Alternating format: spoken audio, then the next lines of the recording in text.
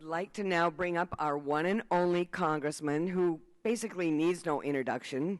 We all know and regard you with great respect and for all you've done for our state for so many years. That would be Congressman Peter Welch. And one last favor he did is he invited his good friend Ed Markey to come speak to us. So, Congressman.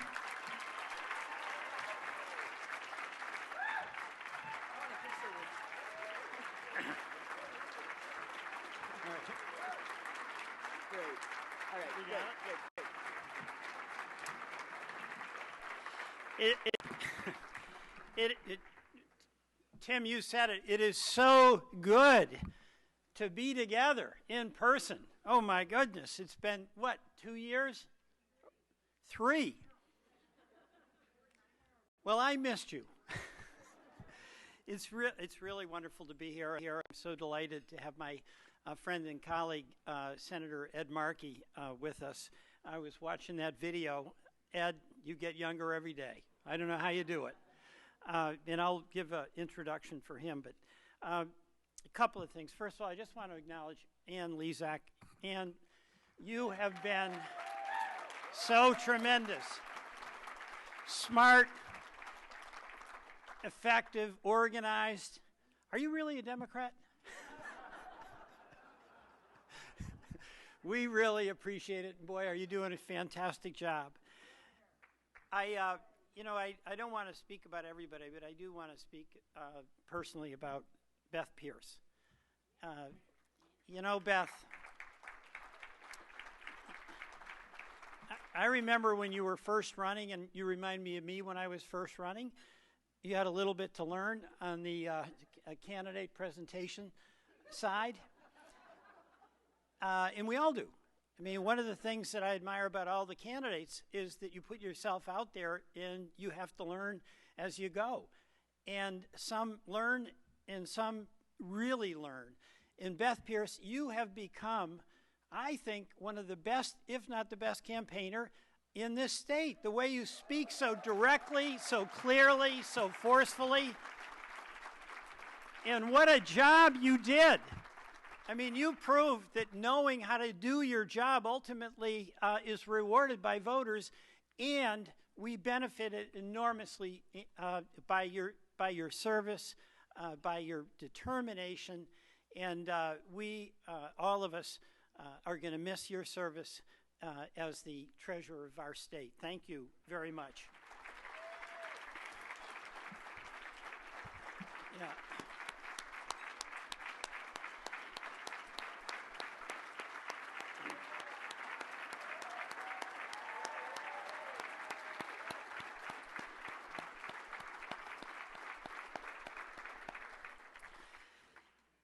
And the last 16 years I've had this incredible honor to serve as your member of Congress.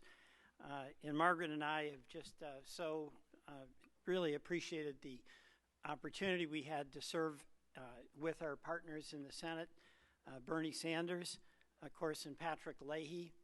And Bernie, we all know, and I think we're going to be hearing a video, are we, from Bernie tonight? But I really have found...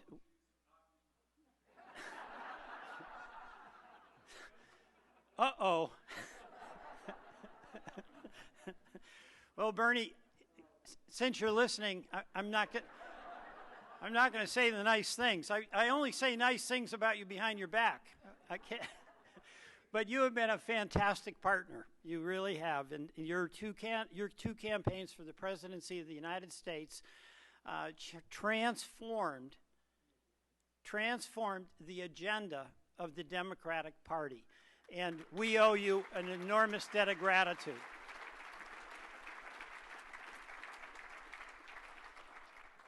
And, Patrick Leahy, when I came to Vermont in 1974, there was a young Chittenden County State's Attorney who was running for the United States Senate. And, of course, Vermont had never had a Democrat elected to the United States Senate up until that time. And we've only had one since. And I met Patrick and Marcel at the Hotel Coolidge. As you all know, White River's finest hotel in 1974.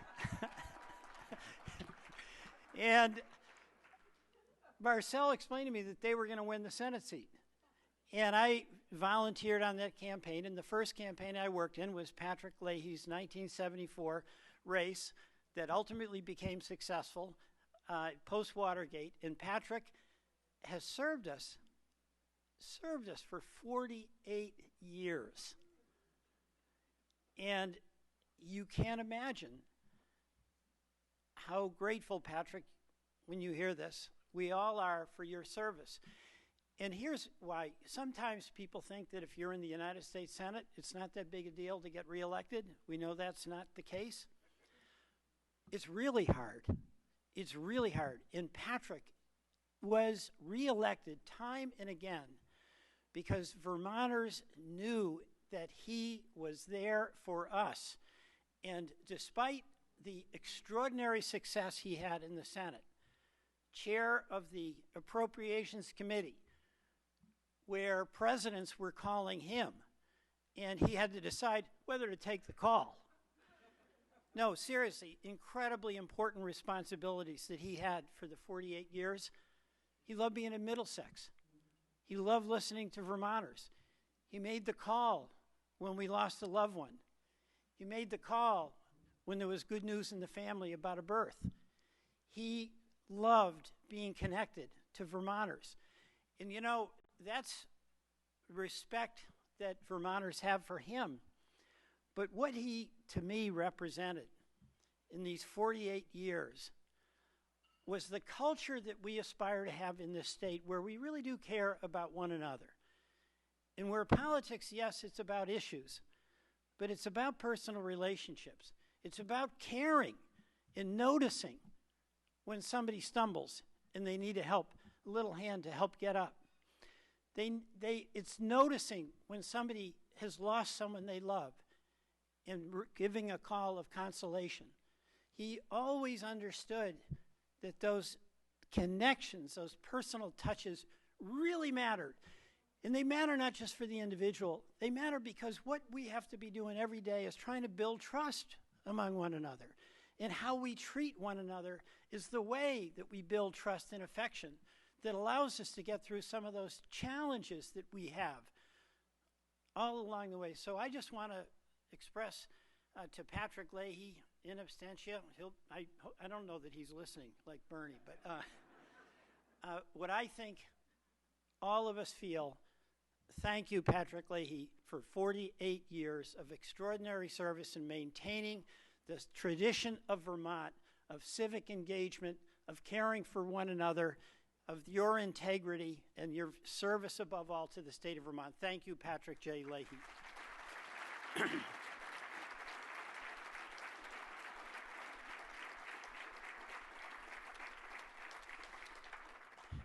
And now I want to talk a little bit about the world we're in Washington. It's bad. I'm really impressed with Joe Biden, and I'm really impressed with Build Back Better. When you think about everything that's in that proposal, when you break it down, what's wrong with child care? You know, a young Vermont family with 2 kids pays 30% of their income for child care. And every young couple has a discussion, should one of us drop out of the labor force because it's cheaper for us to be home?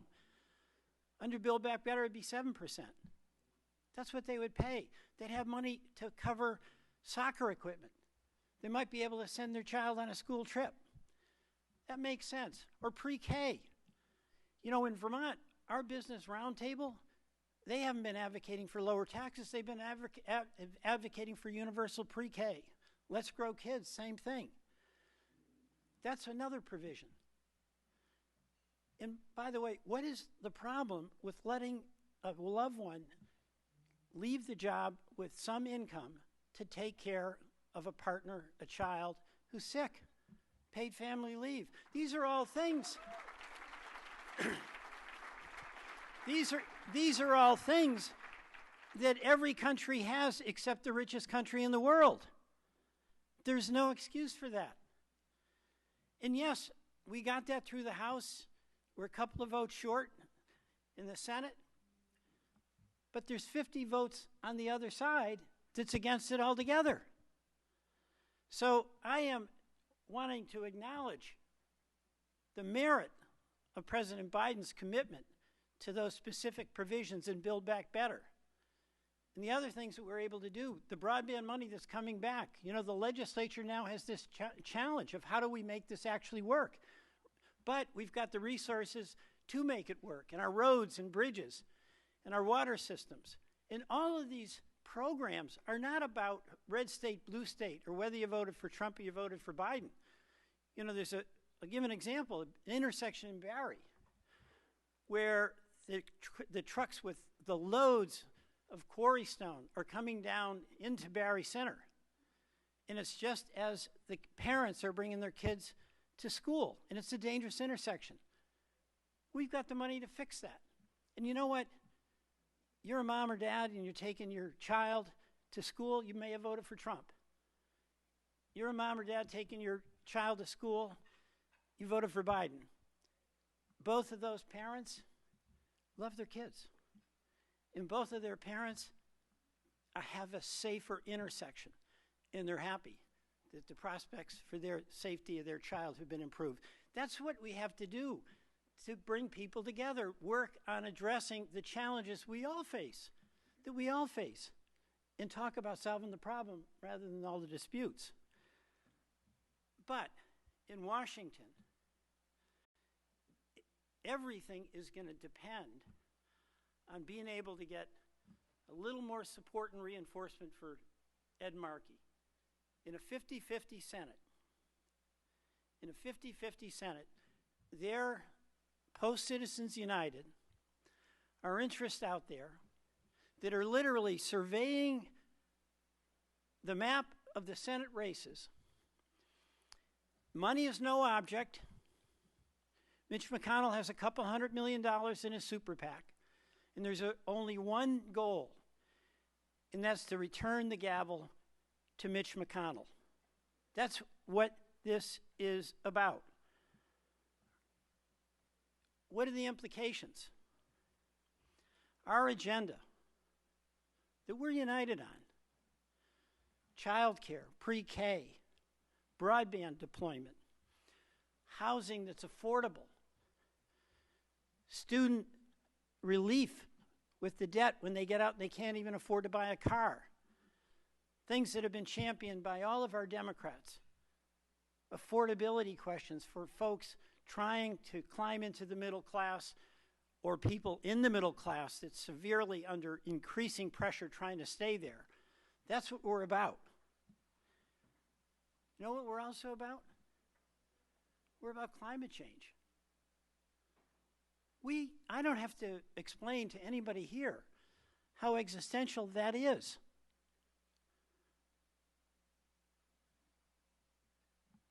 But if we don't start making progress in reducing carbon emissions, the catastrophic consequences with all the wild weather, with all of the migration that's occurring, for people fleeing places where they can no longer grow their own food, of all of the health issues that are a result of not addressing climate change, we're in for a catastrophe.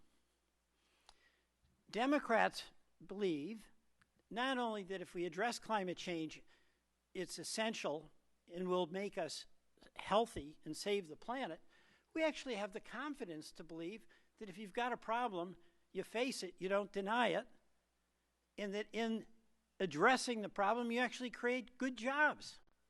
You embrace technology where it can help you reduce carbon emissions, where you make that transition so that by doing so, you build a stronger economy. That's what we know.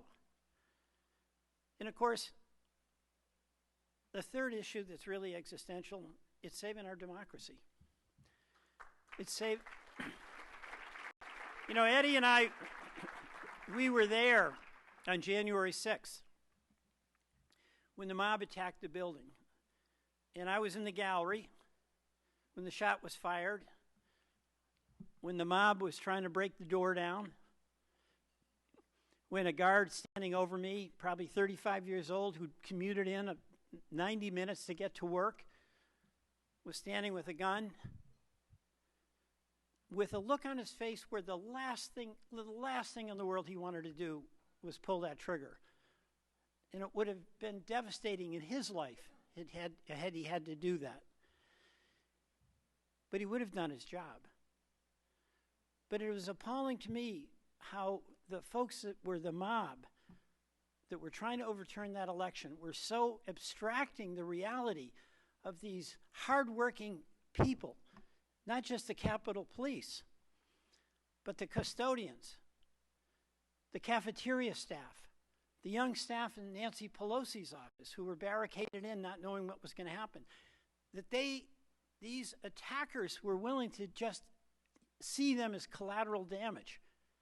And that's not who we are as Americans. But then at 3 in the morning, we all came back, and it was almost even worse, because 147 of our colleagues shattered the norm of democracy that we've had in this country since its founding, and that was the peaceful transfer of power and the acceptance of the basic rule that the voters, not the politicians, decide who is our president. And of course, we've seen what's happened around the country since then, with states like Texas and Georgia passing laws that are restricting access to the ballot and also transferring authority to determine who the winner is to a legislative body as opposed to an independent body. So this election, that's the backdrop. This is what's making all of us apprehensive. And this is why it's an all-hands-on-deck moment for every single one of us. And we're all asking the question, what can we do? And how can I help? How can I preserve our democracy?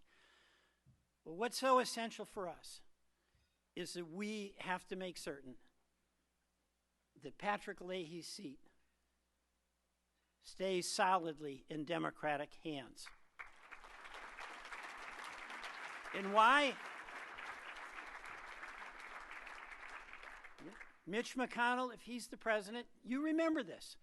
Barack Obama was elected by the American people. And instead of a congratulatory statement by Mitch McConnell, who was then the majority leader, he said his job, as he defined it, was to make certain that Barack Obama was a one-term president. And the last I knew, the job all of us have after an election is to make progress and make things better for the people we all represent. No way. But Mitch McConnell, if he is in charge of the Senate, there is no climate change agenda. There's a coal agenda. There's literally no discussion or debate. There is no voting rights bill. It won't even be considered or put on the table. And I want to also talk about the implications for the Supreme Court. You know, as much as we knew that attack on Roe v. Wade was coming, in as much as all of the signals we were seeing suggested the Supreme Court was going to overturn it, when we saw that draft decision, I think all of us were deeply shocked. We really couldn't believe that America would turn the clock back 50 years on reproductive freedom for the women of this country. We couldn't believe it, but it's happened. And this is where I just want to make a little side statement about how that happens. How did we get these Supreme Court justices? Thank you, Mitch McConnell.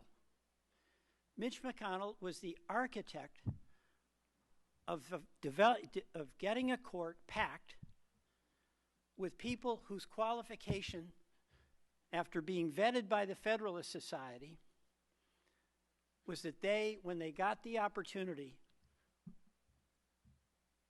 would rip up Roe v. Wade. That's what he was about. And we saw that, of course, most vividly when President Obama had a nominee to the Supreme Court another year on his term, and Mitch McConnell wouldn't even allow there to be a hearing on the president's nominee. 2 further justices after that, and we had a Supreme Court that was stacked. So, the bottom line here, and we all know it, is that if we care about climate change, if we care about voting rights, if we care about reproductive freedom, we have to do every single thing we can to maintain a democratic and strengthen a democratic United States Senate. So we have people like Ed Markey in charge of climate policy and not Mitch McConnell. Thank you. So my request of you is help me win that race. And, you know, now Ed Markey is going to be here, is going to be coming up, but I just want to say this. One of the wonderful things about politics is friendship. And that's not to say we don't have our battles here and there. All of us are in the room and we can look around and remember some of those. But you know, Ed Markey was a senior member of the House of Representatives when I got on the Energy and Commerce Committee. And on that committee, we worked on the Affordable Care Act and passed it. But we also worked on, for the first time, the major Waxman-Markey climate change bill. And with his leadership, we passed it in the House of Representatives, and it fell a vote short in the United States Senate. We're going to change that. But this is the person with Henry Waxman who used his authority and his legislative skills to pass the first major climate legislation in the House of Representatives. He's been a friend and a mentor to me in the United States Congress for many years. I introduce you to my good friend, Senator Ed Markey. Thank you.